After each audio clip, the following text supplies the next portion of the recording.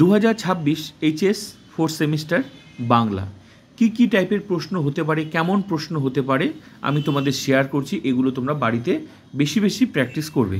চলো দেখে নেওয়া যাক, এর ফলে তোমার 40-এ 40 পেতে সাহায্য করবে। তো চলো দেখে নেওয়া যাক।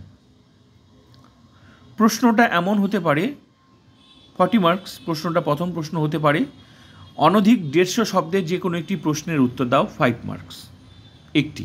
তাহলে এই প্রশ্নের উত্তর কিভাবে করবে তোমরা অবশ্যই বাড়িতে কিন্তু প্র্যাকটিস করবে। প্রশ্নটা কি, ছোট গল্প হিসাবে হলুদ পোড়া গল্পটি কতদূর সার্থক তা নিজের ভাষায় আলোচনা করো। এইভাবে প্রশ্ন হবে। নেক্সট প্রশ্নটা এইভাবে হতে পারে, শহরে গৌরবী আর হারার সমাজ অনেক বড়, সমুদ্রের মতো। গৌরবী আর হারার সমাজের পরিচয় দাও। শহরের তা সমুদ্রের মতো কেন? ঠিক আছে। নেক্সট প্রশ্ন এরকম হতে পারে পরীক্ষায়, অনধিক 150 শব্দের যে কোনো একটি প্রশ্নের উত্তর 5 মার্কস। তাহলে কি প্রশ্নটা হতে পারে, প্রার্থনা কবিতায় কবি কিভাবে ভারতবর্ষকে স্বর্গে জাগরিত করার কথা বলেছেন তা নিজের ভাষায় আলোচনা করো। নেক্সট প্রশ্নটা এরকম হতে পারে, তিমির হননের গান কবিতাটি কোন প্রেক্ষাপটে লেখা? কবি কেন তিমির বিলাসী নয়, তিমির বিনাশী হতে চেয়েছেন? নেক্সট প্রশ্নটা এরকম হতে পারে 5 মার্কসের, অনধিক 150 শব্দে যে কোনো একটি প্রশ্নের উত্তর দাও, 5 মার্কসের। অভিনেতা মানে একটি চাকর, একটা জোকার, একটা ক্লাউন। লোকেরা সারাদিন খেটে খুটে এলে তাদের আনন্দ দেওয়াই হলো নাটকওয়ালাদের একমাত্র কর্তব্য। বক্তার কথার তাৎপর্য আলোচনা করো। তো এই সমস্ত প্রশ্ন এইভাবে কিন্তু প্রশ্নগুলো সেট হতে পারে। তোমরা অবশ্যই কিন্তু এর উত্তরগুলো চেষ্টা করবে বাড়িতে। নেক্সট প্রশ্ন কীরকম হতে পারে, নানা রঙের দিন নাটক অবলম্বনে রজনীকান্ত চট্টোপাধ্যায় চরিত্র বিশ্লেষণ করো। ক্লিয়ার। নেক্সট, অনধিক 150 শব্দে যে কোনো দুটি প্রশ্নের উত্তর দাও। তাহলে তোমরা কীভাবে করবে, 5 × 2 মার্কস। ঠিক আছে, মানে দুটো কোশ্চেনের, ঠিক আছে, 5 মার্কস করে, তাহলে 10 মার্কস হয় দুটো প্রশ্নের। নেক্সট প্রশ্ন, কিভাবে রাজার চিঠি অমলের কাছে এসে পৌঁছলো? ডাকঘর নাটক অবলম্বনে তা নিজের ভাষায় বিশ্লেষণ করো। এভাবে প্রশ্নগুলো কিন্তু হতে পারে। ঠিক আছে।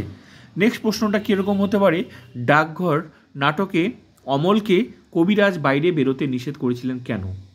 তার উত্তর দিতে হবে। অমলের সঙ্গে ছেলের দলের কথোপকথন নিজের ভাষায় লেখো। নেক্সট প্রশ্নটা এরকম হতে পারে, ডাকঘর নাটকে অমল চরিত্রটি তোমার কীরূপ লাগে তা নিজের ভাষায় বর্ণনা করো। নিজের ভাষায় তুমি সংক্ষিপ্ত আকারে সেটা বর্ণনা করো।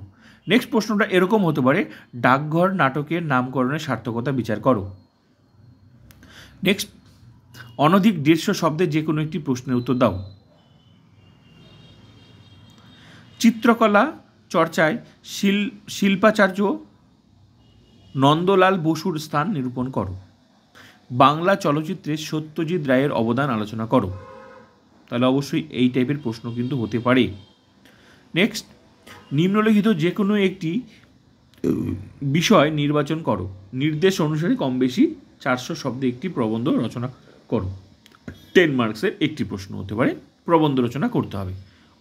তো প্রশ্নটা কীরকম হতে পারে, এরকম, প্রদত্ত অনুচ্ছেদটিকে প্রস্তাবনা বা ভূমিকা স্বরূপ গ্রহণ করে বিষয়ের গভীরে প্রবেশ করে পরিণতি দানের মাধ্যমে একটি পূর্ণাঙ্গ প্রবন্ধ রচনা করো।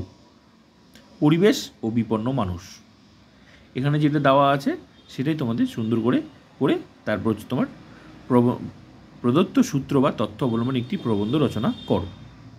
নেক্সট প্রশ্ন হচ্ছে এটা। তাহলে এটা হচ্ছে তোমরা করবে, প্র্যাকটিস করবে। তারপর হচ্ছে প্রদত্ত সূত্র বা তথ্য অবলম্বনে একটি প্রবন্ধ রচনা করো, বেগম রোকেয়া।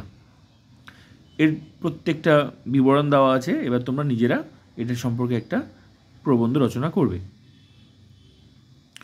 জন্ম 9 ডিসেম্বর দেওয়া আছে, যেভাবে সেভাবে করবে। 1880 খ্রিস্টাব্দ, ঠিক আছে, বর্তমান বাংলাদেশের রংপুর জেলার পায়রাবন গ্রামে। তারপর পিতা দেওয়া আছে, মাতা এরকম হতে পারে।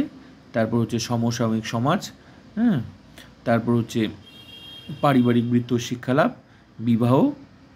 প্রত্যেকটা এই পয়েন্টগুলো নিয়ে ডিটেলসে একটা তোমাকে প্রবন্ধ রচনা করতে হবে।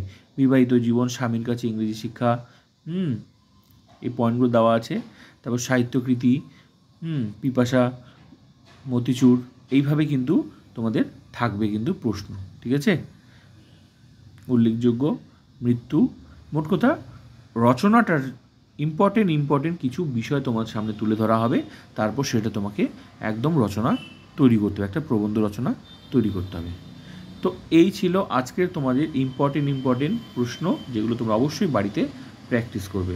নেক্সট আবার তোমাদের সামনে আবার শেয়ার করবো।